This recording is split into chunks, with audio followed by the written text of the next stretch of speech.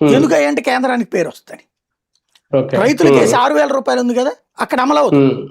ఎందుకంటే కేంద్రానికి పేరు వస్తుంది. ఆవిడ 3,000 ఇస్తుంది, దాంతో సరిపుచ్చుకోవాలి. అదే గ్రేట్ అని చెప్పాలి.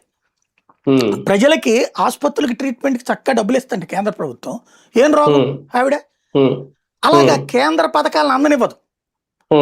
ఆవిడిచ్చే పథకాలు, ఆ పథకాలు తీసుకునే వాళ్ళందరూ వాళ్ళకి పూర్తి బానిసలు అవ్వాలి.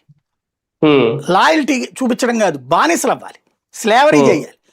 ఏ స్థాయిలో ఆవిడ ఈ దఫా మహిళలు, క్రిందసారి మహిళలు ఆమెకి తోడు నిలబడ్డారు.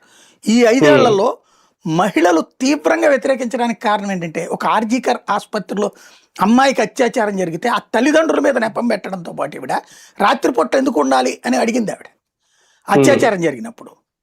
అట్లాగే సందేశ్ ఖాళీ అనేటటువంటి ప్రాంతంలో మొన్న ఎలక్షన్ కాదు, అంతకుముందు ఎలక్షన్స్కి ముందే జరిగింది.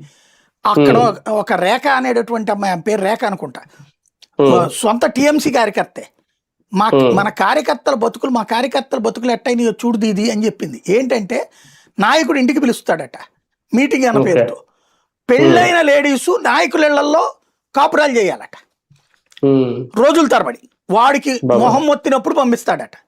విక్రమార్కుడు సినిమా ఉంది చూడండి, అదే అలాంటి అరాచకం చేస్తుంటే ఆ విషయం అమ్మాయి బయటకు వచ్చి చెప్తే అమ్మాయి మీద దాడి చేశారు. అమ్మాయికి అప్పుడే టికెట్ ఇచ్చింది బీజేపీ, కానీ అప్పుడు అతి తక్కువ